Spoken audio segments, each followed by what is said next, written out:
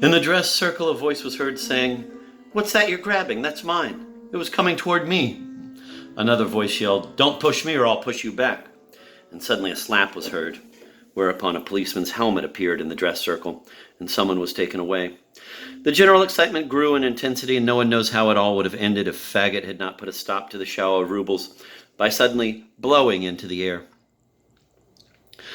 Two young men exchanged a happy and meaningful glance, got up from their seats, and headed straight for the buffet. The theater was abuzz, and all eyes gleamed with excitement. Yes, who knows how it all would have ended if Bengalski had not summoned up the strength to do something. Making an effort to regain his composure, he rubbed his hands together in his customary way, and his voice resonated loudly. "Citizens, we have just witnessed an example of so-called mass hypnosis, a purely scientific experiment designed to prove beyond a doubt that there are no miracles and that magic does not exist. Let's ask Maestro Voland to show us how the experiment was done. Now, citizens, you shall see how those paper bills that seem to be money will disappear as suddenly as they appeared." Here he began to clap, but no one joined in. As he clapped, a confident smile played on his face, but that same confidence was not reflected in his eyes. They, on the contrary, were full of entreaty.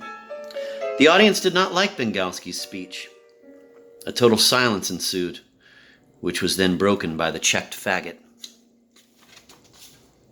"Yet another example of what we call balderdash," he announced in a loud, braying tenor. "The paper bills, citizens, are real money." "Bravo!" a bass bellowed out from somewhere on high.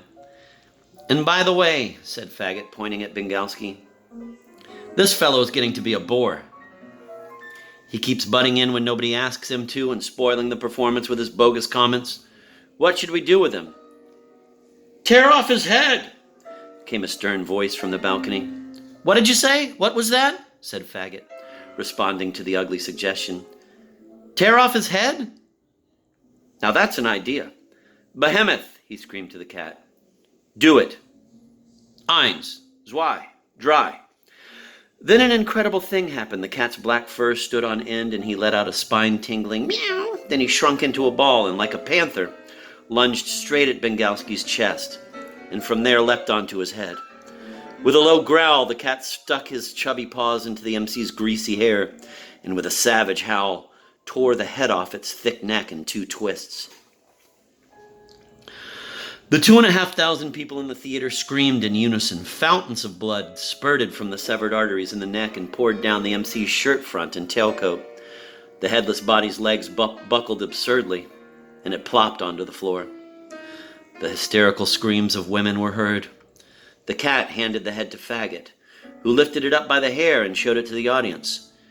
And the head cried out desperately to the whole theater, "Get a doctor!" "Are you going to keep on talking rubbish?" Faggot inquired of the weeping head in threatening tones. "I won't any more," rasped the head.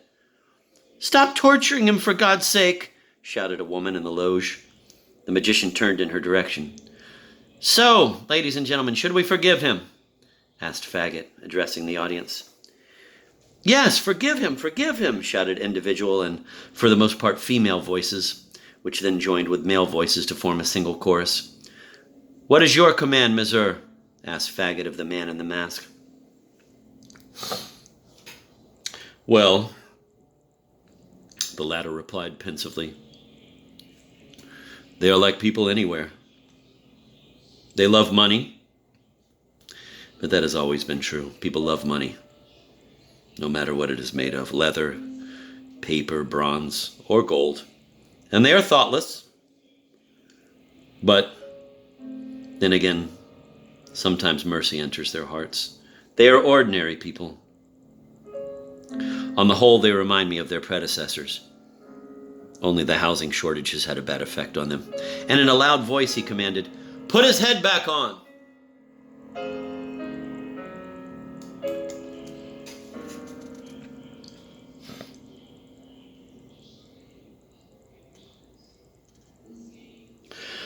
Taking care to make sure it was on right, the cat plopped the head back in place, and it sat on the neck as if it had never left. And most important, not even a scar was left on the neck.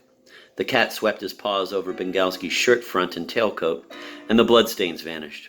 Faggot lifted the seated Bengalski to his feet, stuck a packet of 10-ruble bills into his coat pocket, and directed him off stage with the words, "Get lost, it's more fun without you." Swaying and looking around in a daze, the MC made it only as far as the fire extinguisher, and there he got sick. He cried in woe, "My head, my head!" Rimsky was among those who rushed over to him.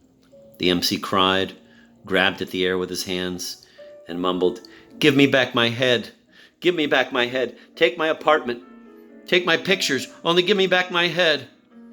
A messenger ran for a doctor. People urged Bengalski to lie down on a couch in the dressing room, but he fought them off and got rowdy. An ambulance had to be called. When the unfortunate MC had been carted off, Rimsky ran back to the stage, only to find new miracles in progress. And, by the way, it was either then or a short time before that the magician in his faded armchair disappeared from the stage, something which the audience failed to notice, totally absorbed as it was in the extraordinary things Faggot was doing on stage. After dispatching the ailing MC, Faggot made the following announcement. "Now that we've gotten rid of that bore, let's open a store for the ladies." Suddenly the stage floor was covered with Persian rugs. Huge mirrors appeared, illuminated along the sides by elongated green bulbs, and between the mirrors were glass display cases where the audience, in a state of happy bedazzlement, beheld Parisian frocks in various colors and styles. These were in some of the cases, and in others were hundreds of hats, with feathers and without, and hundreds of shoes, with buckles and without, black, white, yellow, leather, satin, suede, shoes with straps and shoes with gems.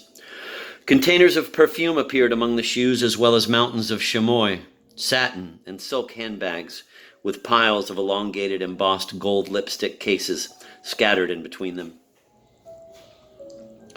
The devil only knows where the red-haired girl in the black evening dress came from, who was standing by the display cases with a proprietary smile, her beauty marred only by a strange scar on her neck. With a saccharine smile, Faggot announced to the women in the audience that the store would exchange their old clothes and shoes for Parisian styles and Parisian shoes. He added that the same sort of exchange would apply to handbags and the like. The cat scraped his hind paw and simultaneously gestured with his front paw, the way doormen do upon opening the door. Sweetly, albeit with a touch of throatiness, the redhead began to recite words which were baffling but seductive, judging by the women's faces in the orchestra. Guerlain, Chanel No. 5, Mitsuko, Narcisse Noir, evening gowns, cocktail dresses. Faggot twisted and squirmed, the cat bowed, and the girl opened the glass cases. "Be our guests," bellowed Faggot. "No need to be shy or stand on ceremony." The audience was excited, but no one as yet made any move to go up on the stage.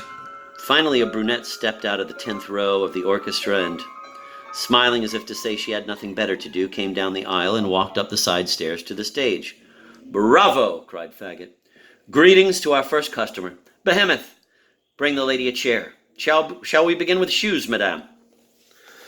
The brunette sat down in the chair, whereupon Faggot laid out a whole pile of shoes on the carpet in front of her. She took off her right shoe, tried on a lilac one, tapped her foot on the carpet, and examined the heel. "Won't they pinch?" she asked thoughtfully. "Madame, madame!" exclaimed Faggot in offended tones, and the cat gave an insulted meow. "I'll take this pair, monsieur," said the brunette with dignity as she put on the other shoe. The brunette's old shoes were thrown behind the curtain, and she herself headed in that direction, accompanied by the redhead and Faggot, who was carrying hangers draped with an assortment of dresses in different styles.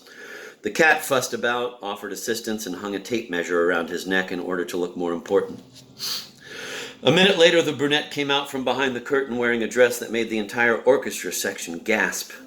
The brave woman, whose appearance had improved amazingly, stopped in front of the mirror, straightened her bare shoulders, touched the hair at the back of her neck, and twisted around, trying to get a look at herself from the rear. The firm asks you to accept this as a memento, said Faggot, handing her an open box with a bottle of perfume inside.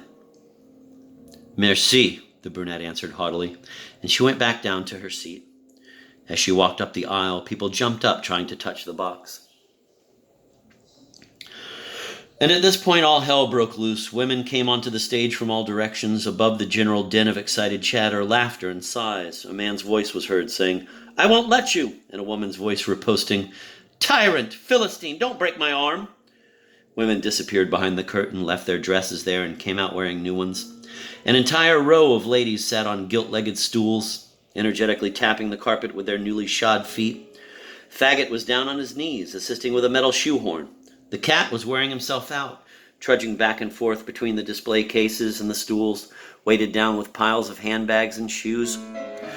The redhead with the disfigured neck would appear and disappear, and it got to the point where she was chattering away exclusively in French. And amazingly, the women understood everything she said, even those who did not know a word of French. There was general astonishment when a man made his way onto the stage and announced that his wife had influenza and that he was there to ask for something on her behalf. To prove that he was married, the man was ready to show his passport. The declaration of the concerned husband provoked laughter. Faggot yelled that he believed him completely, even without a passport, and handed him 2 pairs of silk stockings. The cat, for his part, threw in a lipstick case. The women who were latecomers rushed onto the stage, while the lucky ones poured off of it dressed in ball gowns, lounging pajamas with dragons, severely cut suits, and hats tilted over the eyebrow.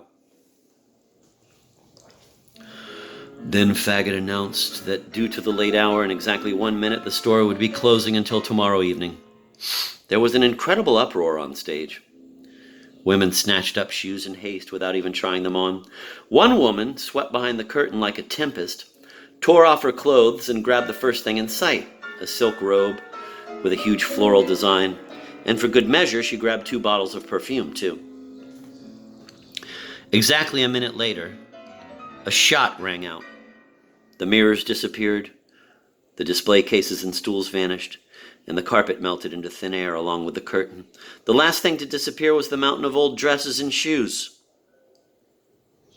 And the stage again became stark, empty, and bare. And then a new character got involved in the act. A pleasant, resonant, and very persistent baritone was heard coming from box number 2. "Just the same, citizen artiste. It would be much appreciated if you would reveal to the audience the techniques you use in your magic, especially the trick with the paper bills.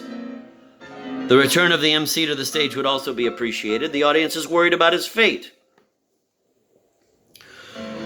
The baritone belonged to none other than Arkady Apollonovich Simpleryov, a guest of honor at that evening's performance and the chairman of the Acoustics Commission for Moscow theaters. Arkady Apollonovich was seated in a box with 2 ladies, one older, expensively and stylishly dressed, and the other young, pretty, and dressed more simply.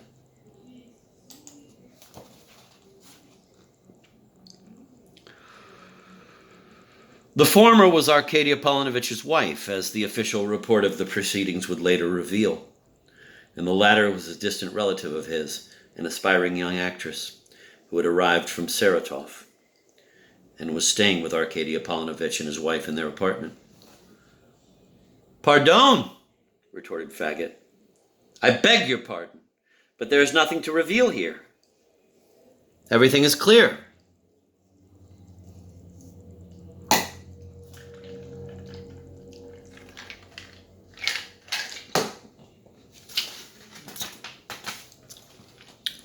"No, I'm sorry. An expose is absolutely imperative.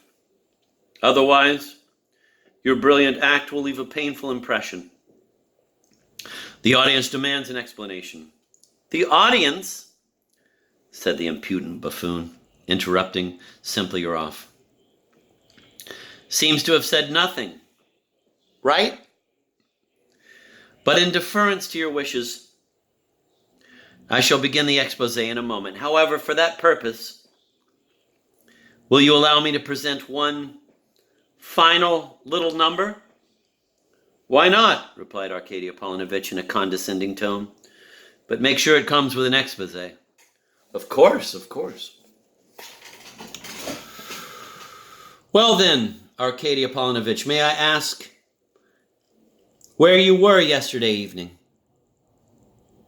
Upon hearing this inappropriate and possibly even rude question, Arkady Apollonovitch's face changed dramatically. "Yesterday evening, Arkady Apollonovitch was at a meeting of the Acoustics Commission," declared Arkady Apollonovitch's wife very haughtily. "But I don't understand what this has to do with magic." "Oui, madame," confirmed Faggot. "Naturally you don't. As for the meeting, you're completely mistaken. Arkady Apollonovitch left for the alleged meeting, which, to set the record straight, was not scheduled for yesterday. And then when he got to Chisty Prudy, where the Acoustics Commission meets, he let his driver go," the whole audience grew hushed, "and went by bus to Yelakovsky Street to pay a visit to Militsa Andreevna Pogopatko, an actress in a touring regional company. And he stayed there for about 4 hours. "Oh!" came an anguished cry in the hushed silence. Arkady Apollonovitch's young relative suddenly let out a low-pitched, terrifying laugh. "That explains everything," she exclaimed. "And I've had my suspicions for a long time. Now I know why that third-rater got the part of Louisa." And then she suddenly waved her short, stubby lilac umbrella and hit Arkady Apollonovitch over the head. The vile faggot, alias Koroviev, cried out, "Here you have, respected citizens, the kind of exposé which Arkady Apollonovitch so persistently asked for." "You wretched woman! How dare you lay a hand on Arkady Apollonovitch?" threatened his spouse, rising up to her full height in the box. The young relative was seized with another fit of satanic laughter. "If anyone can lay a hand on him, I certainly can," she answered through her laughter, and again her umbrella was heard, cracking Arkady Apollonovitch over the head.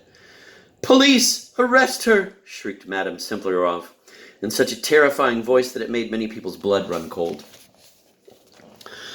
And at this point, the cat leapt up to the footlights and roared out to the theater in a human voice, "The show is over! Maestro, hack out a march!" The half-crazed conductor, only dimly aware of what he was doing, waved his baton, and the orchestra did not so much start to play, burst out in, or even strike up, but rather, to use the cat's repulsive expression, it hacked out an improbable march, so sloppily played that it did not resemble a march at all. For a moment it seemed as if the half-clear, semi-distinct yet provocative words of the march had been heard, once upon a time, in a café chantant somewhere under southern skies. His Excellency had a taste for domestic fowl, and it was always on the prowl for good-looking chicks. Or maybe those were not the words, and there were other ones to the same music which were also highly indecent. That's not important. What is important is that after this, something like the fall of the Tower of Babel broke out in the Variety Theater. The police rushed to the Simplierovs' box. Curiosity seekers climbed onto the railing. Hellish bursts of laughter and mad shrieks were heard, which were drowned out by the golden crash of cymbals coming from the orchestra pit. And the stage was suddenly empty. And both the trickster faggot and the huge brazen cat, Behemoth, had melted into thin air and vanished, just as the magician in his faded armchair had vanished before them.